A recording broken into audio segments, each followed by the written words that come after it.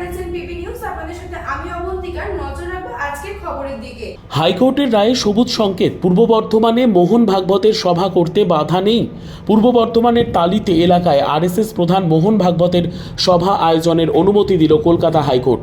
প্রশাসনের আপত্তি থাকলেও আদালত স্পষ্ট জানিয়ে দিয়েছে সমস্ত নিয়ম মেনে সভা করা যাবে। তবে যেহেতু মাধ্যমিক পরীক্ষা চলছে তাই শব্দবিধি কঠোরভাবে মানতে হবে বলে নির্দেশ দিয়েছে বিচারপতি অমৃতা সিনহার এজলাস। আরএসএসের এই সভার জন্য আয়োজকরা প্রশাসনের অনুমতি চেয়েছিলেন, কিন্তু প্রশাসন সভাস্থলের কাছের একটি স্কুলে মাধ্যমিক পরীক্ষা চলার কারণ দেখিয়ে মাইকের অনুমতি দিতে অস্বীকার করে। এরপর বিষয়টি আদালতে গড়ায়। বৃহস্পতিবার কলকাতা হাইকোর্টে শুনানি শুরু হয় এবং শুক্রবার চূড়ান্ত রায়ে আদালত জানিয়ে দেয় সভা করতে কোনো বাধা নেই, তবে শব্দবিধি মেনে চলতে হবে যাতে পরীক্ষার্থীদের অসুবিধে না হয়। বিজেপির জেলা সহসভাপতি মৃত্যুঞ্জয় চন্দ্র জানিয়েছেন, রাজ্য প্রশাসন পরিকল্পিতভাবে সভার অনুমতি আটকে দেওয়ার চেষ্টা করছিল, কিন্তু আদালতের রায় সেই বাধা দূর করেছে। তিনি বলেন, রাজ্য প্রশাসনের আপত্তি কলকাতা হাইকোর্ট খারিজ করে দিয়েছে, যা একটি গুরুত্বপূর্ণ বার্তা বহন করে। আদালতের অনুমতি পাওয়ার পর সভার প্রস্তুতি জোর কদমে শুরু হয়েছে। মোহন ভাগবতের সফর উপলক্ষে সভাস্থল সজ্জিত করা হচ্ছে এবং নিরাপত্তাও জোরদার করা হচ্ছে।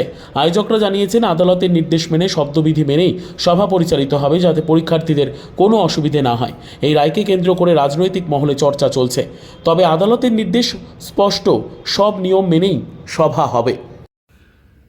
আজ মহামান্য কলকাতা হাইকোর্ট রাষ্ট্রীয় স্বয়ংসেবক সংঘের যে সভা বর্ধমান শহর সংলগ্ন সাই কমপ্লেক্সে হওয়ার কথা ছিল তাতে বাধা সৃষ্টি করেছিল এই রাজ্যের প্রশাসন, তার বিরুদ্ধে রায় দিয়েছেন। মহামান্য কলকাতা হাইকোর্ট জানিয়েছেন যে সভা ওখানেই হবে, নিয়ম মেনেই হবে এবং শব্দবিধি মেনে হবে। রাজ্যের প্রশাসন থেকে যে যুক্তি খাড়া করা হয়েছিল সভা বাতিলের জন্য তা খারিজ করেছেন মহামান্য হাইকোর্ট। তার জন্য আমরা ভারতীয় জনতা পার্টির পক্ষ থেকে সাধুবাদ জানাচ্ছি। এই রাজ্যে তৃণমূল কংগ্রেসের অঙ্গুলি হেলনে চলা পুলিশ প্রশাসনের আধিকারিকরা, তাদের কাজই হচ্ছে সবসময় জাতীয়তাবাদী কাজে বাধা সৃষ্টি করা। সেই কাজ তারা করেছে। ভারতীয় জনতা পার্টির একাধিক কার্যক্রমেও তারা বাধা সৃষ্টি করে, আর এই রাষ্ট্রীয় স্বয়ংসেবক সংঘের মতো এক জাতীয়তাবাদী সামাজিক সংগঠনের সভাতেও তারা বাধা সৃষ্টি করার চেষ্টা করেছিল। আজ মহামান্য হাইকোর্টের রায়ে সেই সভা হবে। আমরা ভারতীয় জনতা পার্টির পক্ষ থেকে সকল জাতীয়তাবাদী মানুষকে আহ্বান করছি যে আগামী রবিবার আপনারা সকলে আসুন। সংঘের পরম পূজনীয় সরসংঘচালক সম্মানীয় মোহন ভাগবতজির বৌদ্ধিক শুনুন। এই দেশকে কিভাবে উন্নতির শীর্ষে নিয়ে যাওয়া যায়, পরম বৈভবশালী ভারত নির্মাণের লক্ষ্যে প্রতিটা জাতীয়তাবাদী মানুষের কি করণীয় সেটা সম্পর্কে প্রত্যেকে জ্ঞাত হন। এই আহ্বান আমরা ভারতীয় জনতা পার্টির পক্ষ থেকে রাখছি এবং রাজ্যের পুলিশ প্রশাসনের যে আধিকারিকরা তৃণমূলের অঙ্গুলি হেলনে চলেন এবং এই সভাকে যারা বাতিল করার চেষ্টা করেছিলেন তাদেরকেও আহ্বান জানাচ্ছি, আপনারাও আসুন। আপনাদের মধ্যে জাতীয়তাবাদী মনোভাব জাগ্রত হোক, সমাজের উন্নয়ন হোক, এটা আমরা চাইব।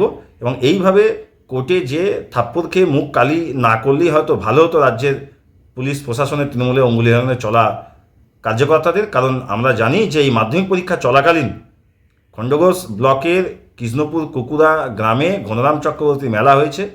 সেখানে সরকারের প্রশাসনের আধিকারিকরা উপস্থিত ছিলেন। মাইক বাজিয়ে মেলা হচ্ছে, আর তার 2 কিলোমিটার মধ্যে দুখানা স্কুলে পরীক্ষা কেন্দ্র রয়েছে, মাধ্যমিক পরীক্ষা কেন্দ্র, জনবহুল এলাকা যেখানে ছাত্রছাত্রীরা রয়েছে, পড়াশোনা করছে।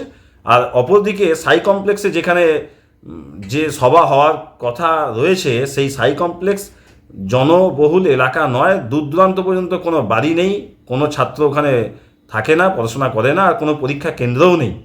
এক ফাঁকা স্থানে যদি শব্দবিধি মেনে সভা হয় সেখানে বাধা দেওয়ার মতো কোনো যৌক্তিকতা আছে বলে আমাদের তো মনে হয়নি। আর সেটা মহামান্য হাইকোর্টে বুঝেছেন, তাই আজ এই রায় দিয়েছেন। এই রায়কে আমরা সাধুবাদ জানাচ্ছি। মৃত্যুঞ্জয় চন্দ্র, জেলা সহসভাপতি। Bureau report, PB news.